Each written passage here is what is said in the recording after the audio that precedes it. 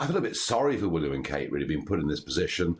Demands for reparations and a whole narrative here that Meghan and Harry have helped to create. I mean, of that there is no doubt at all. But I tell you what gets me down about this.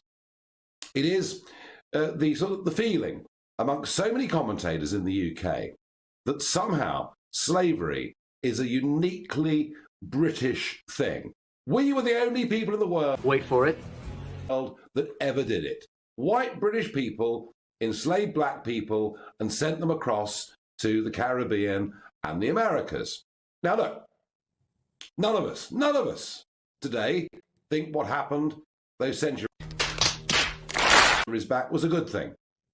We even don't think public executions are a good thing. There are so many things that happened years ago that we wouldn't, approve of in any way at all. But the thought we should pay reparations, well, hold on a minute. Okay, I'm listening. You have my attention. Because there was something called the Barbary Pirates. Now, I know that any young people watching this won't know, because they won't have been taught this at all through our education system. But a recent report from Ohio University in America suggests that up to 1.25 million people from Sicily right up the west coast of Spain and France and into Cornwall, getting back to your previous debate that you had before the break, Wales, Ireland, 1.25 million white slaves were taken by North Africans from countries that we now know as Algeria and Libya. And by the way, folks, it wasn't just the Brits doing slave trade. The rest of Europe were doing slave trade. So let's get a sense of perspective. And what's really brought all this on for me isn't just the royal visit to Jamaica. It's Tulse Hill in South London. Oh, now, I was at school at nice. A mile up the road. They're going to rename Tulse Hill. They're going to cancel Tulse Hill. They're going to get rid of dozens of road names. I've got to be honest with you. I've known Tulse Hill for over 50 years. I didn't know. I'm ignorant. Hey, y'all, come look at this. I didn't even know it was based on a guy called Sir William Tulse, who made his money, out of the slave trade. But we can't go on pretending this is a purely British, a purely white thing. We need some sense of perspective and balance in this argument. And above all, what we should say is whatever was wrong in the past, it was the British that first realised what a moral wrong it was, abolished it, fact, and then spent decades on the high seas driving out the slave trade at the cost of thousands of Royal Navy sailors' lives. So please, folks, can we have a sense of perspective? And if reparations wait for it are to be paid, well, Libya, Egypt, Algeria, you owe us a huge amount of money. And the Cornish will be very, very pleased. They won't even need Gordon Ramsay anymore. But it would never end. I mean, it was interesting, Nigel. Dominic Samuel's on our Superstar panel tonight. She is a Brit with Jamaican heritage.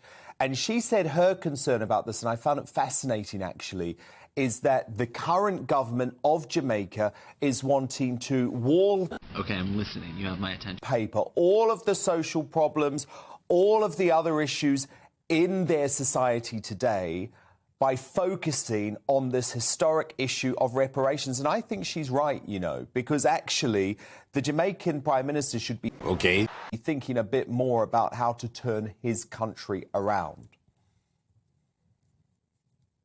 Yes, I mean, if the Jamaican Prime Minister wants to continue with this narrative of what he sees as being historic wrongs, and they probably are in many ways, that is giving victimhood status to an entire country.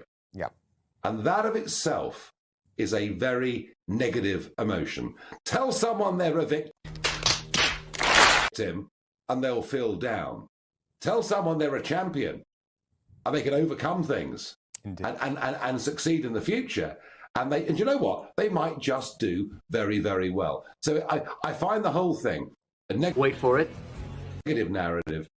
But there's something bigger going on here, and it's not being commented on, Dan, but I'm going to mention it now very briefly, and we'll come back to it in the weeks to come. Take Barbados. Barbados recently got rid of the Queen as head of state. Why? Well, China is the answer. China are doing their best through loans, money and investments to break the British link with the Commonwealth. It's happening. We've seen it with the Chagos Islands and that row that's going on there. We've seen it in Barbados. Jamaica, I don't think China's the influence there, but there is a big attempt out there to downgrade the English-speaking peoples of the world and this remarkable alliance. And there are lots and lots of people in Jamaica whose granddads flew in Bomber Command in World War II. There is an amazing link between our nations, and it's being poisoned by many, many people. And that is a terrible shame. Very good point. Very good point.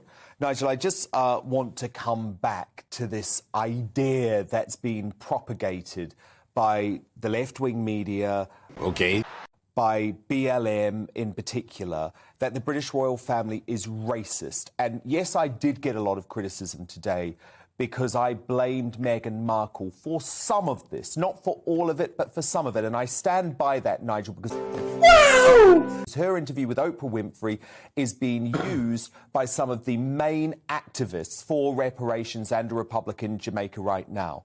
But what I found particularly unsavoury, Nigel, was the fact that the BLM movement tried to use this picture of William and Kate greeting fans behind a wire fence when Raheem Sterling had done exactly the same thing a few moments earlier and no one mentioned it.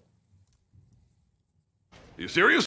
Yeah, well, look, you know, the contradictions, the untruths of Meghan Markle know no bounds. And the fact that Prince Harry himself is happy for his family to suffer some of the injustice that comes from this, the injustice that comes from this, is so wrong. But the truth of it is, as you can see, Kate and Wills are becoming global megastars. One dares to say Kate more than Wills. That doesn't make sense. Somewhat reminiscent of what was going on 40 years ago with his father and with Diana. But I think we should all be very pleased and very proud that out there on the world stage, we've got a couple like this doing us such great credit. And you know, with the Queen now being effectively confined to barracks in Windsor, we need to recognise that the royal family are the most important part of soft power that we have in this world. The Commonwealth now has within it 2.3 billion people. Add to that over 300 Americans who seem to love the royal family even more than we do, and you realise just how important the monarchy is to us, our presence, our soft power in the world, and especially in post-Brexit Britain, it matters even more. And that makes, frankly, what Meghan and Harry have done nothing but totally despicable. I agree, and I think they will lose. I think this narrative that the British royal family is racist has been pushed by the far left extremists in the US media, but actually you're completely Stop it. right.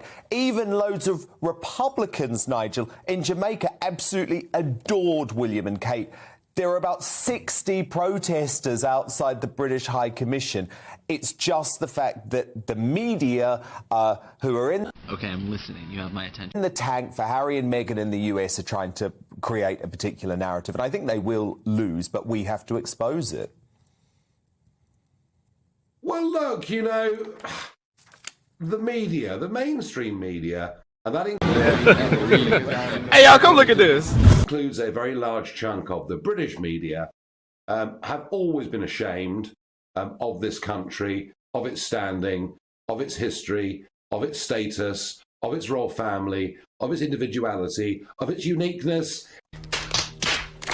It's why they wanted us all to be parcelled and packaged up into a wonderful new European project run by bureaucrats we couldn't vote for, couldn't remove, and who were generally kicked out political failures for their own countries, such as Belgium. So look, there's nothing surprising in any of this. And I mean, look at Belize. The truth of it is, the Belize trip from the couple this week was a huge success. Half a dozen people turn up with placards and protest, and you would have thought the whole of Belize were in uproar. Uproar at the fact that the royal family had visited. I mean, Barbados, who got rid of the Queen as head of state, without a referendum, did it without reference to anybody, and opinion polls show, actually, a majority of Barbadians That doesn't make sense. wish that hadn't happened. So never be surprised that mainstream...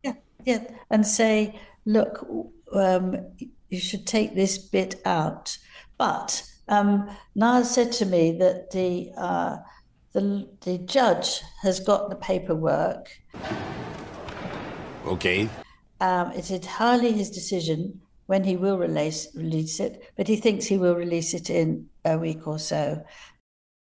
Now, that's really fascinating information, because once it's released and we see what Harry said, we will know if he told the truth or not. Oh my goodness, that will be incredible. Nice. The thing is, I just don't expect it to happen while Biden remains president. I think if Trump becomes president, it could be a different story. But my goodness, I hope we get that information, Angela, because I can't believe for a single second that Harry told the truth on that documentation. What do you mean by that? Because how would he have been allowed in if he was open about the fact that he had used drugs? The American Immigration Service is very strict on this type of thing. So, oh goodness, I really hope Niall Gunner and the Heritage Foundation win this one. Yeah, right. Yes, I think there's a slight difference, though, because I think once he got into writing it, he was pouring out all sorts of horrible things. It was ridiculous about the number of soldiers he'd killed. What? In Afghanistan. That was also foolish and made him more liable to someone to come along and, make life Well, very he put his difficult. own security at risk, didn't he? Yes, That's exactly. the irony. So I think that once he got into it, he lost all understanding of being really careful. But it's very foolish. It's a very foolish thing. Yes, I again. hope the Yes, thing is, again, if Angela, he, his actions have consequences. He's not a little child anymore. He's a grown adult. he said something about, well, it was just for making more people want to read it. That's a nonsense. So what, he's now going to say he was lying in his own book, his own He autobiography? sort of hinted at that. He has hinted at that, but that's absolutely... Well, that might be the defense. I guess that might have to be his legal defense, because if you think about it, he could say, oh, no, don't worry, I didn't lie on my form, I lied in my book. That doesn't make sense. And we know he lied in his book anyway, so but it will be hilarious if that's the path he has to go down. That would be very muddly, yes. Angela, what about this announcement that they are going to be touring, the Sussexes are going to be touring Colombia, one of the most dangerous countries in the world, coming just a week after Harry said he's too scared to even allow Meghan to come to the UK. Yes, isn't it nonsense? I mean, this is another absolute perfect example of their hypocrisy. Damn! He won't let Meghan come to the UK, although she might not want to anyway, but he's certainly not going to bring the children. But this is known as one of the world's most dangerous countries. The Bureau of Consular Affairs says it's full of violent crime, homicide, assault, armed robbery, organised criminal activities such as extortion, robbery and kidnapping. What? So there we are. They were invited by the Vice President, Francia Marquez, and during the trip they will visit Bogota, Cartagena and Cali. Cali is apparently has the reputation for being one of the most dangerous cities in Colombia. So, I think they wanted to repeat their trip to Nigeria, and see how they got on there, because that really annoyed the royal family, upset them, because they were involved with people who were wanted for burglary and things like that in America. And they'd actually, Meghan got a telling off from the First Lady for keeping them a whole load of intellectual women waiting for her for an hour, which is extraordinary rules. Royals don't do that.